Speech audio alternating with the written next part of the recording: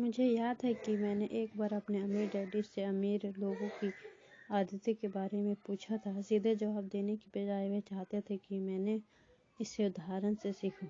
अमीर डैडी ने पूछा, तुम्हारी डैडी अपने बिल कब चुकाते हैं? मैंने कहा, हर महीने की पहली तारीख को। क्या उनके पास कुछ बाकी बचता है?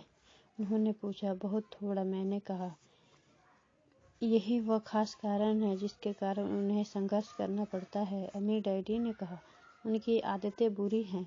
तुम्हारे डैडी सबको पहले पैसे देते हैं, वे खुद को सबसे आखिर में पैसे देते हैं और ऐसा भी तभी करते हैं जब उनके पास कुछ बचा होता है। सामान्य तौर पर उनके पास कुछ नहीं बचता। मैंने कहा, परंतु उन्हें अपने बिल का भुगतान तो करना ही होता है, नहीं क्या? आप यह तो नहीं कहना चाहते हैं कि उन्हें अपने बिल्स का भुगतान नहीं करना चाहिए? बिल्कुल नहीं, अमीर डैडी ने कहा। मैं समय पर अपने बिल चुकाने में पूरी तरह विश्वास करता हूँ। मैं केवल खुद को सबसे पहले पैसा देता हूँ, सरकार को पैसे देने से पहले। परंतु तब क्या होगा जब आपके पास पर्याप्त पैसा नहीं हो? मैंने पूछा, ऐसी स्थिति में आप क्या करते हैं? मैं वही करता हूँ, अमीर डैडी ने कहा। मैं खुद को सबसे पहले पैसा देता हूँ, चाहे मेरे पास कम पैसा हो। मेरे लिए सरकार से ज़्यादा महत्वपूर्ण है मेरा संपत्ति वाला कुलम। परंतु क्या सरकार के लोग आपके पीछे नहीं पड़ते? मैंने कहा, हाँ, अगर मैं उन्हें भुगतान ना करूं। अमीर डैडी ने कहा, देखो, मैं यह नहीं कह रहा हूँ कि सरकार का पैसा ना दिया जाए।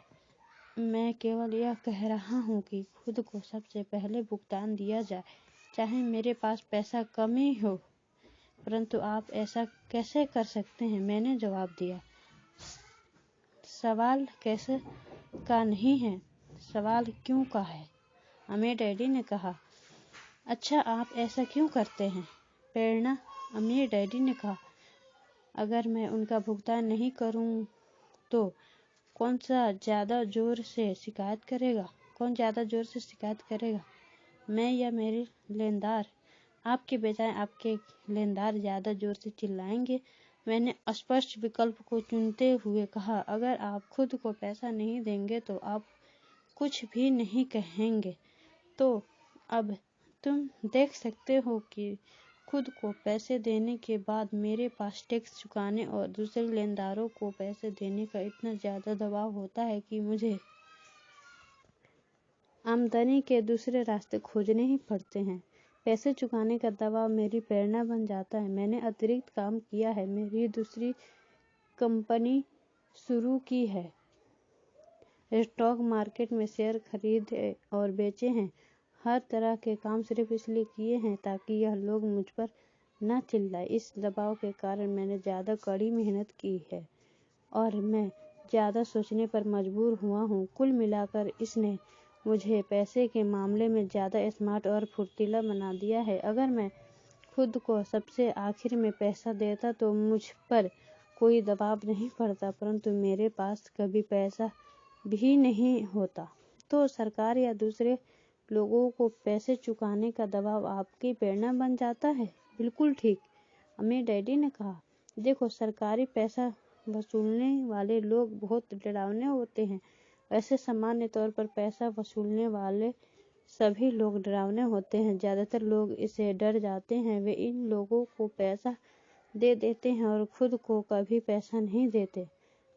तुमने उस 96 पाउंड के कमजोर आदमी की कहानी तो सुनी होगी जिसके चेहरे पर लोग बालू उछालते हैं।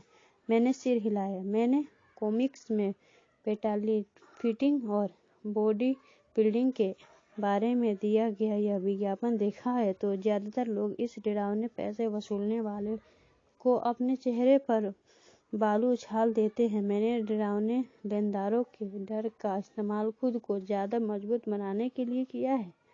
बाकी लोग ज़्यादा कमज़ोर हो जाते हैं। खुद को यह सोचने के लिए मजबूर करना कि अतिरिक्त धन कहाँ से आएगा, जिम जाने की तरह है और वहाँ वजन उठाने की तरह है। मैंने अपने दिमाग की मांसपेशियों से जितना कम काम करता हूँ मैं उतना ही ज़्यादा मजबूत होता जाता हूँ। अब मैं इन डरावने लेनदारों से ज़रा भी नहीं डरता हूँ।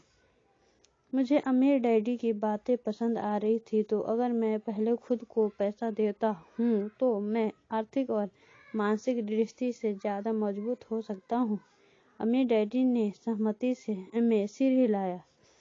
और अगर मैं खुद को सबसे अमीर आखिर में पैसा देता हूँ या बिल्कुल भी नहीं पैसा नहीं देता हूँ तो मैं कमज़ोर हो जाता हूँ। इसलिए बॉस, मैनेजर, टैक्स वसूलने वाले, बिल वसूलने वाले और मकान मालिक जैसे लोग मुझे जिंदगी भर इधर उधर ठोकर मारते रहेंगे, सिर्फ इसलिए क्योंकि पैसे के बारे में मेरी आदतें अच्छी नहीं हैं।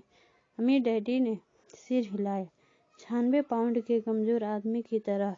कारण नंबर 5, जिद अहंकार और अज्ञान का मिला जुला रूप है। जो मैं जानता हूँ उससे पैसा आता है, जो मैं नहीं जानता उसके कारण मैं पैसा खोता हूँ। हर बार जब मैंने जिद की है मैंने पैसा गंवाया है, वह इसलिए क्योंकि जब मैं जिद करता हूँ तो मैं दरअसल यह भरोसा करता हूँ कि जो मैं नहीं जानता वह महत्वपूर्ण नहीं है। अमीर डैडी मुझे अक्सर बताया करते थे। मैंने पाया कि कई लोग जिद का प्रयोग अपना अज्ञान छुपाने के लिए भी करते हैं। जब मैं फाइनेंशियल स्टेटमेंट्स पर अकाउंटेंट्स या निवेशकों से चर्चा करता हूं तो ऐसा अक्सर होता है। वे चर्चे में अपनी जिद के आधार पर जीतना चाहते हैं। मैं समझ जाता हूं कि जिस मुद्दे पर बात हो रही है उसके बारे में उन्हें पर्याप्त ज्ञान नहीं है। वे झूठ नहीं बोल रहे होते हैं, परंतु वे सच भी नहीं बोल रहे होते हैं। धन, फाइनेंस और निवेश की दुनिया में ऐसे कई लोग हैं जिन्हें यह पता ही नहीं होता कि वे किस बारे में बात कर रहे हैं। पैसे के उद्योग में ज़्यादातर लोग सेकेंड हैंड कार के सेल्समैन की तरह व्यवहार करते हैं। जब आप जानते हो कि आप किसी विषय में अज्ञानी हैं तो उस क्षेत्र में किसी विशेषज्ञ को ढूंढकर या उस विषय पर कोई अच्छी पुस्तक पढ़कर अपना ज्ञान बढ़ाना शुरू कर दें।